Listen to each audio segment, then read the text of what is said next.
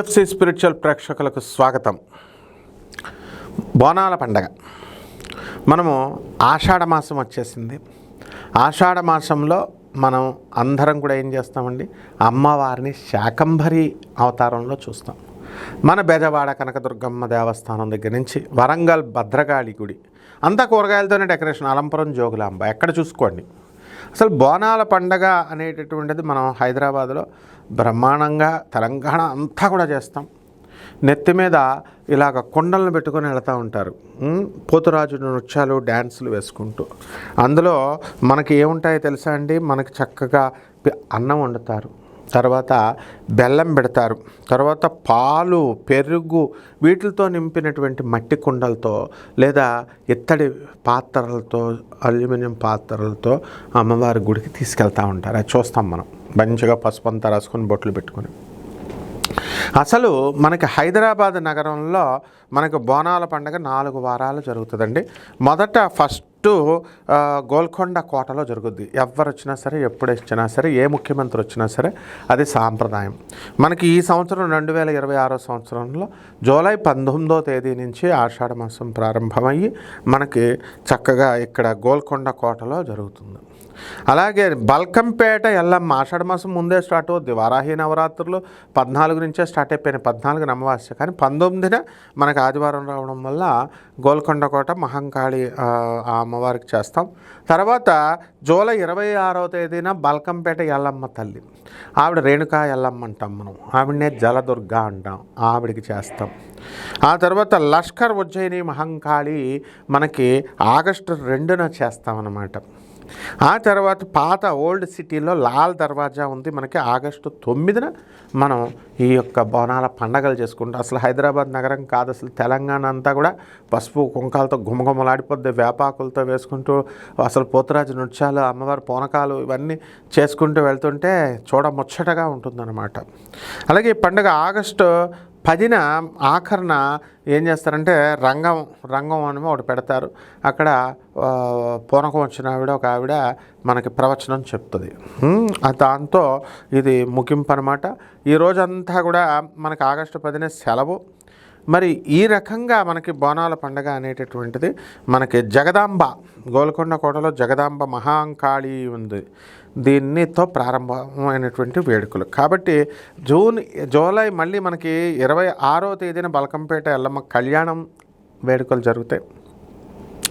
అలాగే పట్టు వస్త్రాలు మనకి ఎప్పుడు ఇస్తామంటే ఆగస్టు 2న ఆ పట్టు వస్త్రాల ప్రదర్శన, లష్కర్ బోనాలు మనం చేయడం అనేటటువంటివి జరుగుతాయి.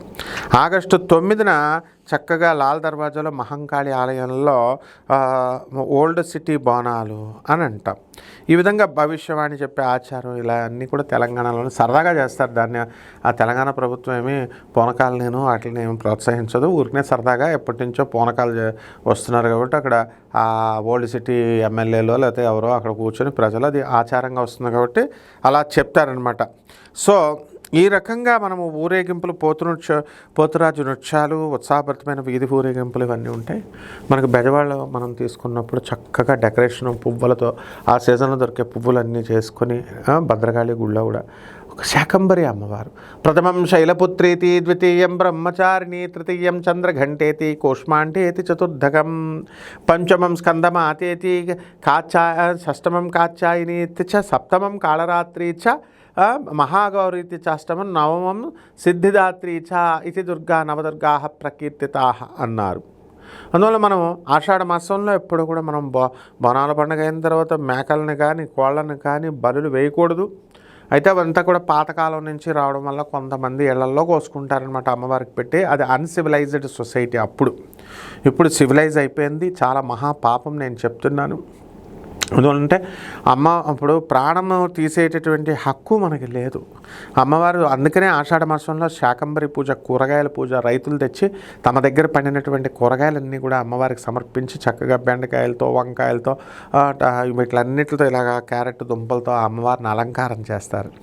కాబట్టి మీరు చక్కగా ఎట్టి పరిస్థితుల్లో కూడా నిష్ఠగా ఈ 9 రోజులు కూడా ఈ యొక్క నెలలాళ్ళు కూడా బోనాల పండగలో మీరు చక్కగా చేసుకోండి. అమ్మవారి యొక్క కృపాకటాక్షం మీ మీద బ్రహ్మాండంగా ఉండదు. అమ్మల గన్నయమ్మ ముగురమ్మల ములపుటమ్మ చాలా పెద్దమ్మ సురారులమ్మ కడుపారకి బుచ్చినయమ్మ తన్నులో నమ్మిన బేల్పుటమ్మల మనంబల నుండడియమ్మ దుర్గ మాయమ్మ కృపాబ్దినిచ్యుత మహత్వ కవిత్వ పటుత్వ సంపదల్ అని చెప్పేసి మనకి పోతనామాచ్యుల వారు దుర్గమ్మని కీర్తిస్తారు.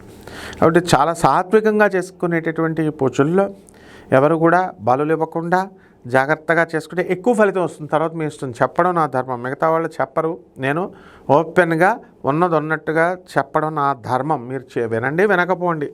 అమ్మవారు మాత్రం ఎట్టి పరిస్థితుల్లో మహంకాళి అమ్మవారు, ఎందుకంటే నేను యక్షిణి సాధన, తర్వాత ఈ యొక్క దశమహావిద్యల సాధన, ఆ తర్వాత వారాహి సప్తమాతృకా సాధన, ప్రత్యంగిర సాధన, ఇవన్నీ నేను సిద్ధి పొందినటువంటి వ్యక్తిగా ఒక బెజవాడ దేవస్థానంలో మా యొక్క ప్రధానార్చకులైనటువంటి మా గురుదేవులైనటువంటి దత్తాత్రేయ శర్మ గారి దగ్గర మేము విద్యాభ్యాసం చేసినటువంటి వాళ్ళ విజయవాడ సాంప్రదాయం అంతా మాకు తెలుసు. అష్టాదశ శక్తిపీఠాల సాంప్రదాయం, ద్వాదశ జ్యోతిర్లింగాల సాంప్రదాయం. కాబట్టి మీకు చెప్తున్నాను, ఇలా సాత్వికంగా చేసుకోండి, బ్రహ్మాండంగా ఉంటుంది. శుభమస్తు.